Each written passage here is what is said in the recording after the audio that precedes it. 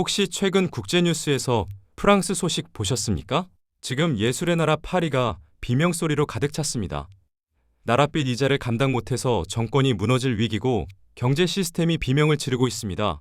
지금 프랑스는 유럽의 병자라는 조롱을 듣고 있죠. 자, 그런데 이게 과연 남의 나라 이야기일까요? 잠깐만요. 시계 한번 보시겠습니까? 제가 방금 프랑스 이야기를 꺼내고 여러분이 여기까지 듣는데 대략 30초 정도가 지났습니다. 그냥 멍하니 흘려보낸 이 짧은 30초 동안 대한민국에서 어떤 일이 벌어졌는지 아십니까? 방금 여러분이 숨 몇 번 쉬는 사이에 우리나라 국민 세금 약 2,700만 원이 허공으로 사라졌습니다. 네, 잘못 들으신 거 아닙니다. 딱 30초 만에 중형차 한 대 값이 불에 타서 없어진 겁니다. 지금 이 순간에도 시계 바늘은 돌아가고 있죠? 똑딱 하는 1초마다 92만 원씩. 여러분이 이 영상을 다 보고 나갈 때쯤이면 서울 아파트 전세금 한 채 값이 이자로 날아가 있을 겁니다. 이 돈이 다 어디로 갔냐고요? 도로를 깔았을까요? 어려운 이웃을 도왔을까요? 아니요. 전부 나라빚 이자를 갚는 데만 쓰였습니다. 원금도 아니고 오로지 이자, 말 그대로 바닥에 버리는 돈입니다. 우리가 뼈 빠지게 일해서 낸 피 같은 세금이 국가부채라는 거대한 구멍 속으로 콸콸 쏟아져 들어가고 있는 게 지금 2025년 대한민국의 현실입니다. 더 무서운 건 정부가 내년인 2026년에는 이 구멍을 더 크게 뚫겠다고 선언했다는 겁니다. 에이, 나라 빚 좀 늘어난다고 나랑 무슨 상관이야? 혹시 이렇게 생각하고 계신가요? 만약 그렇다면 여러분은 지금 가장 위험한 도박을 하고 계신 겁니다. 그 청구서는 반드시 100% 확률로 여러분의 월급 통장과 주식 계좌로 날아오기 때문입니다. 오늘 영상 딱 15분입니다. 이 15분이 여러분의 향후 30년 자산을 결정지을 수도 있습니다. 집중하세요. 지금부터 대한민국 경제의 적나라한 민낯을 까발려드리겠습니다. 자, 먼저 팩트체크부터 확실하게 하고 넘어갑시다. 최근 기재부가 발표한 2026년 국고채 발행 계획을 보셨나요? 아마 대부분은 그냥 돈 많이 쓰나 보다 하고 넘기셨을 겁니다. 하지만 숫자를 조금만 들여다보면 이건 거의 재정적 자살골에 가까운 수치라는 걸 알 수 있습니다. 정부가 내년에 찍어내겠다고 한 국채 총량이 얼마라고요? 네, 무려 225조 7천억 원입니다. 이게 얼마나 큰 돈인지 감이 잘 안 오시죠? 우리나라 1년치 총예산이 대략 600조 원대 후반에서 700조 원 정도 됩니다. 다시 말해 나라 살림의 3분의 1을 빚을 내서 충당하겠다는 소리입니다. 비유를 한번 들어볼까요? 아주 쉽게 설명해 드리겠습니다. 여러분이 한 달에 월급을 300만 원 받는 직장인이라고 칩시다. 그런데 씀씀이가 좀 커서 매달 500만 원을 써야 직성이 풀리는 상황인 겁니다. 월급은 300인데 카드값은 500이 나왔습니다. 그럼 당장 200만 원이 빵꾸가 나죠? 이걸 어떻게 해결합니까? 저금해둔 돈을 깰까요? 아니요. 이미 다 썼습니다. 결국 옆집 친구한테 빌리거나 카드론을 받거나 제2금융권을 기웃거려야 합니다. 이게 바로 정부가 말하는 국채 발행의 본질입니다. 아니, 그래도 나라가 하는 건데 이유가 있겠지. 갚을 능력 되니까 빌리는 거 아니야? 라고 생각하실 수도 있습니다. 하지만 여기서 우리가 주목해야 할 정말 심각한 포인트는 따로 있습니다. 바로 순발행 규모입니다. 국채 발행에는 두 가지 종류가 있습니다. 하나는 상환용입니다. 옛날에 빌린 돈 만기가 돌아와서 그 돈 갚으려고 또 빌리는 겁니다. 이건 뭐 돌려막기이긴 해도 빚총액이 늘어나지는 않으니까 그나마 이해해 줄 수 있습니다. 그런데 진짜 문제는 두 번째, 순발행입니다. 이건 빚 갚는 데 쓰는 게 아니라 말 그대로 새로운 빚을 창조하는 겁니다. 빚 위에 빚이 더 쌓이는 거죠. 내년 순발행 규모가 얼마인지 아십니까? 109조 4천억 원입니다. 올해에 이어 2년 연속으로 100조 원을 돌파했습니다. 이게 무슨 뜻이냐고요? 대한민국 건국 이래 코로나 같은 전염병 사태를 제외하고는 가장 빠른 속도로 빚이 늘어나고 있다는 뜻입니다. 전쟁이 난 것도 아니고 전염병이 창궐한 것도 아닌데 정부는 왜 이렇게 미친 듯이 돈을 빌려대는 걸까요? 이유는 충격적이게도 단순합니다. 들어오는 돈이 없기 때문입니다. 작년과 올해 뉴스를 유심히 보신 분들은 세수펑크라는 말을 지겹게 들으셨을 겁니다. 우리나라 세금의 큰형님 격인 삼성전자나 하이닉스 같은 대기업들이 반도체 한파로 법인세를 예전만큼 못 냈습니다. 거기에 부동산 시장이 얼어붙으면서 거래세도 뚝 끊겼죠. 월급쟁이들 지갑이 얇아지니 부가세도 덜 거칩니다. 한마디로 정부라는 가장의 월급이 반토막이 난 상황인 겁니다. 그런데 돈 쓸 곳은요? 줄어들기는커녕 폭발적으로 늘어나고 있습니다. 노인 인구가 늘어나니 기초연금 줘야죠. 의료비 나가죠. 거기에 지금 전 세계가 AI 전쟁, 반도체 전쟁 중입니다. 미국, 중국, 일본이 수백조 원씩 쏟아부으면서 미래 산업을 육성하고 있는데 우리만 손가락 빨고 있을 수는 없지 않습니까? 정부 입장에서도 억울할 겁니다. 야, 지금 투자 안 하면 우리 5년 뒤, 10년 뒤에 다 죽어. 빚이라도 내서 미래를 사야 한다고. 네, 맞습니다. 틀린 말은 아닙니다. 미래를 위한 투자는 반드시 필요합니다. 하지만 냉정하게 현실을 봅시다. 가장이 우리 집안의 미래를 위해 강남에 집을 사자라고 외치면서 연봉의 10배가 넘는 대출을 끌어왔다고 상상해 보세요. 그 집값이 오르면 대박이지만 만약 금리가 올라서 이자를 못 갚게 되면요? 그 집안은 길거리에 나앉게 됩니다. 이것을 우리는 파산이라고 부릅니다. 지금 대한민국이 딱 그 외줄타기를 하고 있는 겁니다. 과연 우리 정부는 이 거대한 빚더미를 감당할 수 있을까요? 정부가 믿는 구석이 딱 하나, 정말 딱 하나 있다고 합니다. 마치 영화 속에 나오는 구세주처럼 한국 경제를 구원해 줄 거라 믿는 존재. 도대체 그게 무엇일까요? 정부 관료들 머릿속에는 딱 4글자의 알파벳이 들어 있습니다. 바로 WGBI 세계 국채지수입니다. 뉴스에서 경사 났네, 경사 났어 하면서 떠들썩했었죠? 이게 뭐냐면 쉽게 말해서 전 세계 부자들의 필수 쇼핑 리스트에 한국 국채가 정식으로 올라간다는 뜻입니다. 이 리스트를 추종하는 자금 규모만 무려 2.5조 달러, 우리 돈으로 3천조 원이 넘습니다. 정부의 계산은 아주 심플합니다. 내년 4월부터 이 WGBI 자금이 들어온다. 이 자금은 패시브 자금이다. 즉, 한국 경제가 좋든 나쁘든 상관없이 기계적으로 무조건 한국 채권을 사야만 하는 돈이다. 계산기를 두드려보면 대략 75조 원에서 80조 원 정도가 들어올 걸로 예상됩니다. 자, 아까 제가 정부가 새로 빚내는 돈이 100조 원이 넘는다고 했죠? 그런데 외국인 형님들이 아무것도 안 묻고 75조 원어치를 사준다면? 225조 발행해도 금리 안 튀겠는데? 완전 럭키비키잖아. 이게 바로 기재부가 돌리고 있는 행복 회로입니다. 겉으로 보면 완벽해 보입니다. 하지만 세상 일이 그렇게 엑셀표대로만 돌아간다면 얼마나 좋을까요? 이 완벽해 보이는 시나리오에는 치명적인 맹점이 숨어 있습니다. 그리고 그 맹점이 터지는 순간 여러분의 주식 계좌는 박살이 날 수 있습니다.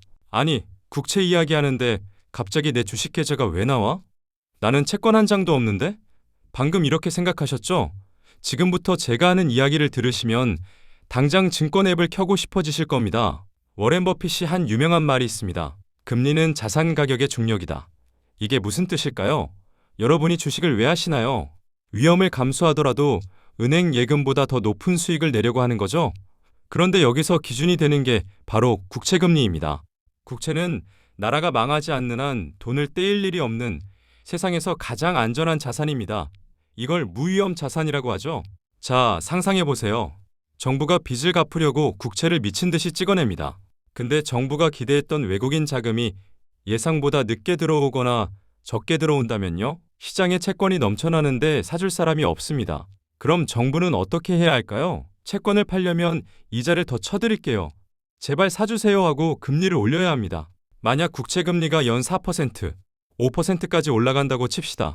그럼 부자들은 생각합니다. 뭐하러 위험하게 주식 투자를 해? 가만히 있어도 나라가 5%를 주는데? 주식시장에 있던 거대한 자금이 썰물처럼 빠져나와서 채권 시장으로 이동합니다. 이걸 경제학 용어로 구축 효과라고 합니다.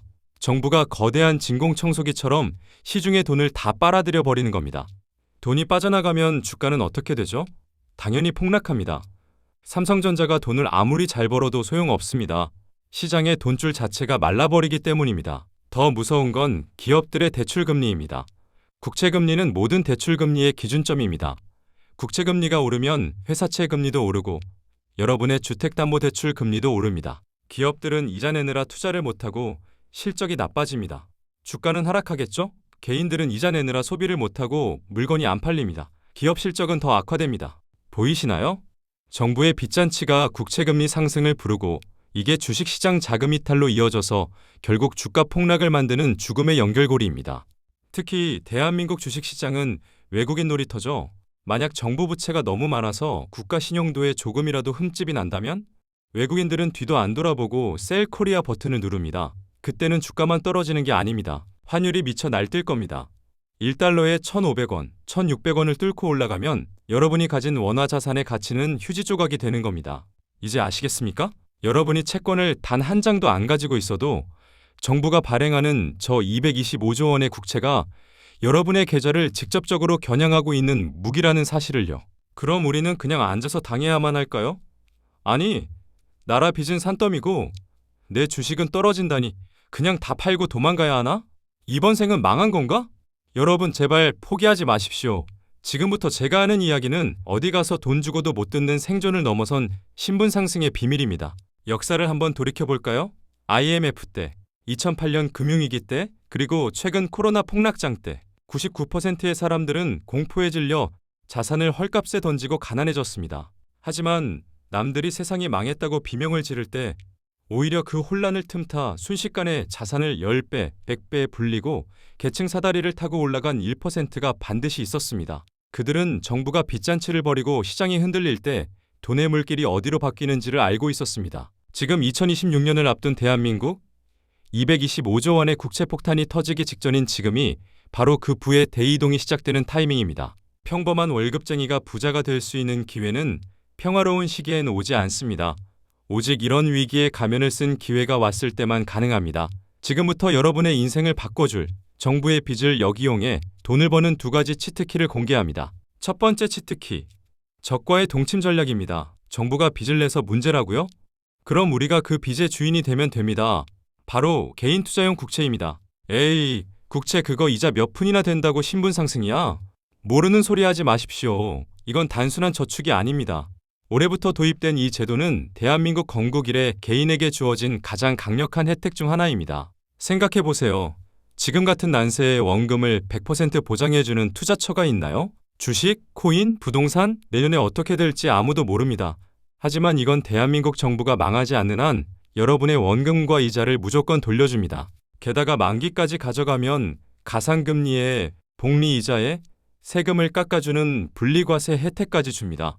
이게 무슨 뜻이냐? 정부가 빚을 내느라 힘들어서 제발 개인들아, 우리 채권 좀 사줘. 혜택 퍼줄게. 하고 새 인사를 하는 겁니다. 부자들은 이미 이걸로 자녀 증여세 재원 마련하고 노후자금 세팅 끝내고 있습니다. 왜 여러분만 이 확실한 버스를 안 타십니까? 두 번째 치트키, 역발상 전략, 금리 인하에 베팅하십시오. 이게 진짜 인생 역전의 핵심입니다. 아까 제가 국채 물량이 쏟아지면 금리가 오를 수 있다고 겁을 줬죠? 하지만 시간을 조금만 더 길게 늘려봅시다. 정부가 빚을 200조, 300조 계속 늘리면 어떻게 될까요? 이자를 감당할 수 있을까요? 못합니다. 결국 정부는 강제로라도 금리를 끌어내려야만 하는 시점이 반드시 옵니다. 경기를 살리기 위해서든 이자 비용을 줄이기 위해서든 말이죠. 그럼 우리는 어디에 서 있어야 할까요? 바로 장기국채입니다. 채권의 가격은 금리와 반대로 움직입니다. 금리가 1%만 떨어져도 만기가 긴 장기채의 가격은 10%, 20%씩 폭등합니다. 레버리지 ETF를 쓴다면 수익률은 30%, 60%가 되겠죠. 지금 시장이 공포에 질려 채권을 던질 때, 즉 금리가 고점을 찍고 있을 때가 바로 저점 매수의 기회입니다. 남들이 이제 끝났다고 할 때 조용히 퇴직연금 계좌나 ISA 계좌에서 미국 장기채 ETF, 한국 국고채 30년물 ETF를 모아가세요. 이건 투기가 아닙니다. 자본주의 시스템의 허점을 찌르는 가장 구조적이고 확률 높은 베팅입니다. 정부가 빚을 갚기 위해 돈을 풀고 금리를 낮추는 그 순간 여러분이 미리 깔아둔 그물에는 엄청난 자산이 걸려들 겁니다. 자, 긴 이야기였습니다. 오늘 우리는 225조 원이라는 공포스러운 숫자와 마주했습니다. 초당 92만 원씩 사라지는 세금, 흔들리는 주식시장, 위협받는 내 월급, 분명 쉽지 않은 2026년이 될 겁니다. 하지만 여러분, 밤이 깊을수록 새벽은 더 가까이 와 있다는 말을 기억하십시오. 대다수의 대중은 공포에 질려 눈을 감아버립니다. 아, 몰라, 어떻게든 되겠지 하고 외면합니다. 하지만 오늘 이 지루하고 딱딱한 15분짜리 영상을 끝까지 시청하신 여러분은 다릅니다. 여러분은 공포를 직시했고 그 이면에 숨겨진 돈의 흐름을 보셨습니다. 지금 여러분의 가슴 속에 품은 그 불안감은 단순한 걱정이 아니라 미래를 대비하라는 본능의 신호입니다. IMF 때 누군가는 부도로 쓰러졌지만 누군가는 헐값에 나온 빌딩을 샀습니다. 2026년 정부의 빚잔치가 벌어질 때 누군가는 인플레이션에 통장이 녹아내리겠지만 여러분은 국채와 금리라는 무기를 들고 자산을 지키는 것을 넘어 더 높은 곳으로 도약하실 겁니다. 지금 당장 증권사 어플을 켜서 개인 투자용 국채가 뭔지, 장기채 ETF가 뭔지 검색해 보세요. 그 작은 행동 하나가 5년 뒤, 10년 뒤 여러분과 여러분 가족의 운명을 바꿀 것입니다. 혼자 가면 길을 잃기 쉽지만 함께 가면 길이 됩니다. 앞으로도 격변하는 경제 상황 속에서 여러분이 길을 잃지 않도록 제가 가장 빠르고 정확한 나침반이 되어드리겠습니다. 흔들리는 멘탈을 잡고 싶다면 구독, 위기를 기회로 바꿔 부의 추월 차선에 올라타고 싶다면 좋아요를 눌러주세요. 우리는 반드시 결국에는 승리할 겁니다. 지금까지 여러분의 경제 멘토였습니다. 감사합니다.